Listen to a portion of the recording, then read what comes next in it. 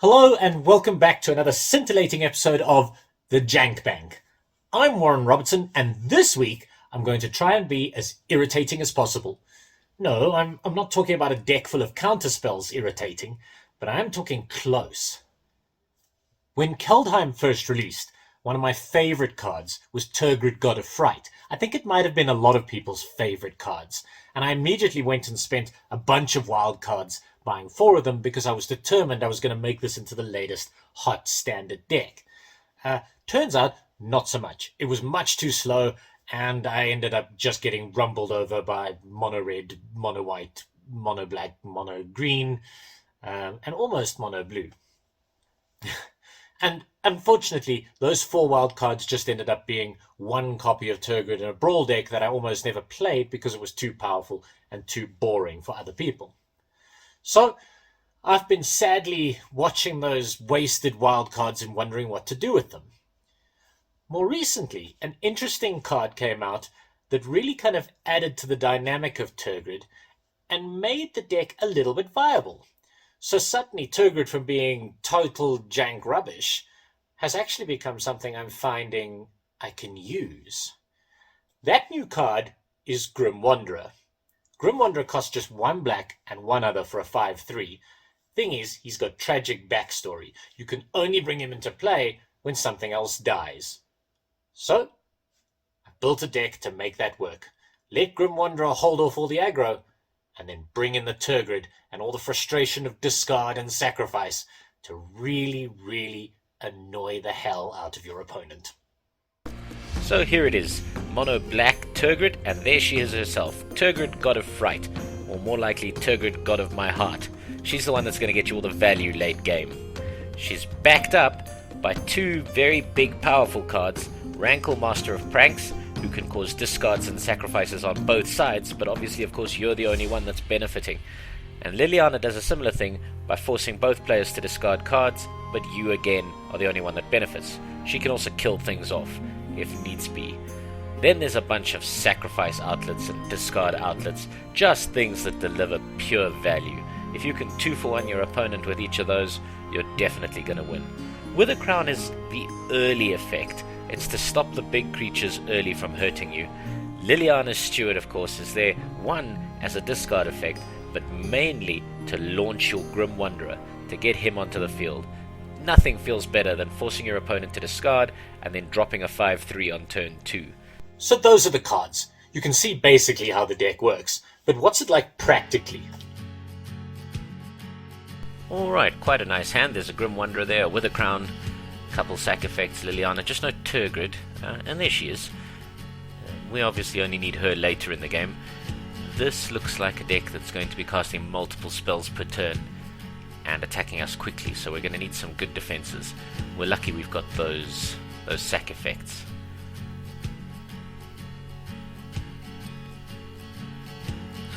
Okay, what to do?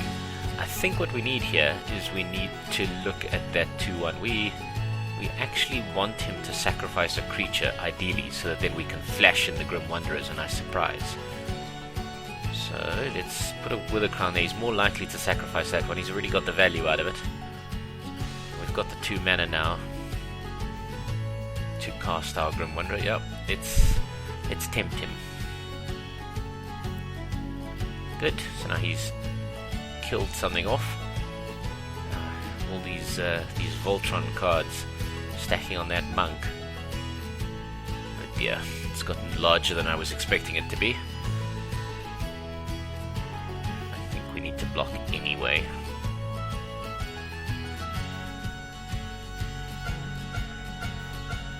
And that's obviously the problem with equipment decks, is that they need creatures to put the equipment on.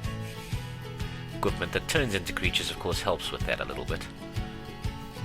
There's a ward there that I've miscalculated. Apologies, Liliana. But look, that's a couple damage that's not coming to us. There's a sack effect that'll help us blow them out again. Right, get the Tergrid down. From now on, any sacks we can cause will cause the creature or discarded thing to come to our side of the board after it dies. And let's prove that point. I quit. Brilliant. Right, new game. Again, couple sack effects, a Tergrid with a crown, Grim Wanderers there. Whenever you're facing an Eye Twitch, you have to try and get rid of that thing as soon as possible. It's terrible that it gets to replace itself with something, but it's going to do it inevitably at some stage.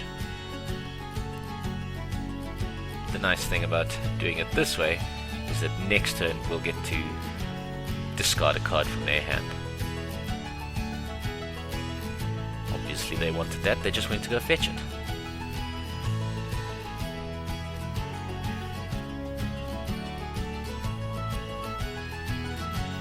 Starting the discard chain.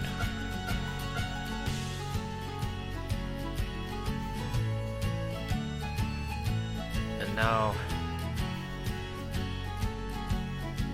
we've got an opportunity to do something. We've just got to get rid of the 1/1, because otherwise obviously if we try to force them to sacrifice something, they'll just sacrifice that. They won't take the big creature out.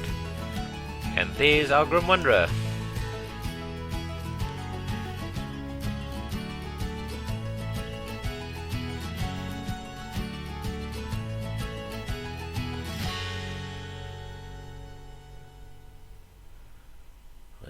Try and get rid of that dragon. The nice thing is, if we do manage to kill it, he won't be able to bring it back because it will be on our side of the board.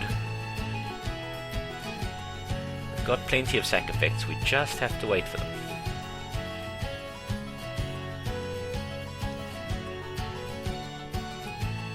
The lamp will start putting pressure. The lantern is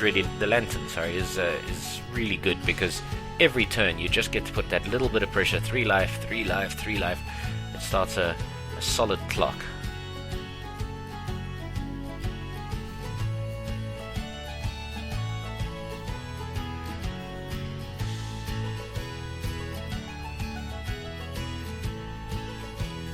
I think if we use the lantern now, he will likely just sacrifice the dragon so that he can bring it back, but he's only on 4 life, so let's do it. He does, as predicted. So let's just keep racking up the lantern pressure.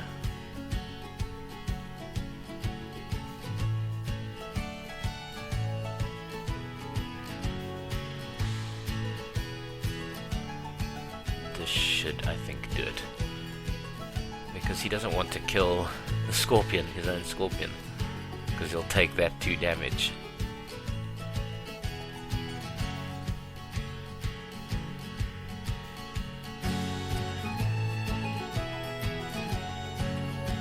There you are, sack it anyway. And now he's dead. Alright, so on to the new game. A couple of Grim Wanderers. We've got Liliana Stewart there, so we can activate Stewart if we want and bring out a Grim Wanderer, or we can just keep applying the pressure. One of the nice things about the Stewart is, you know, there's no pressure to lock it off immediately. I'm wondering if perhaps it might have been wiser to bring out the Grim Wanderer sooner.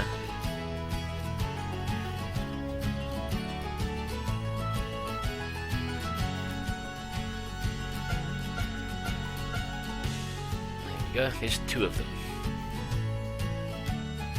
Once again, there's that dragon. If we can get him to sacrifice it, get it on our side, then he cannot bring it back. Yep, there you go. That's the kind of rage quit we expect. Okay, here we're again. Grim Wanderer, a couple of sack effects. We do need some more land. We're going to have to get quite lucky when it comes to drawing land now. Make sure that we hit our land drops. Haven't drawn one since the start of the game. Those are the 2 that were in our opening hand. And he's got... There we go. That was a bit of luck. Get them to sacrifice the enchantment.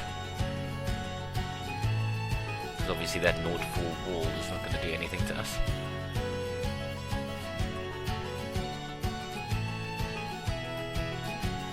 The whole time with this deck, it's just really about getting value, trying to 2-for-1 them. If you can take out a wall and discard a card, well then Elspeth's Nightmare has already paid for itself.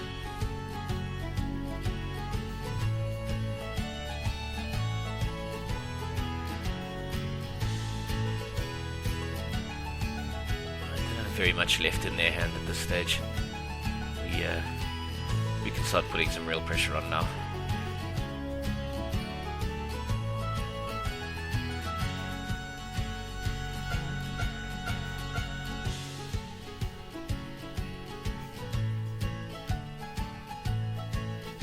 Interesting. The Liliana can deal relatively easily with that Brazen Borrower with her minus. There we go. So let's deal with that. Get that out of the way. They've only got 2 cards in hand left now. So we're slowly getting there. Now whatever they discard, we're going to get on our side. I mean, assuming it's something we can actually get on our side.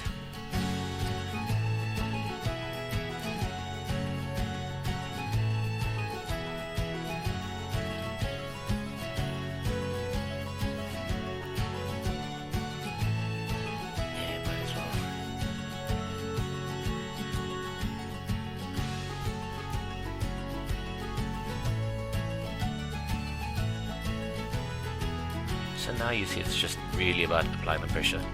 That was a nice draw for them, but the Lantern combined with the Tergrid and the creatures, this game should be over, unless they get really lucky and top deck exactly what they need. That should help. Maybe they'll get something. Yep.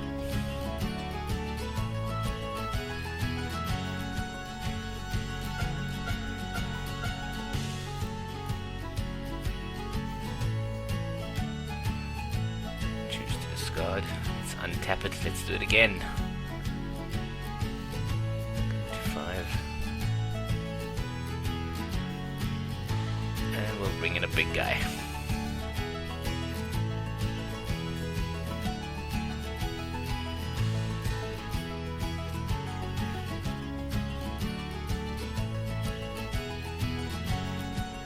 We just keep now applying the pressure. And it's over.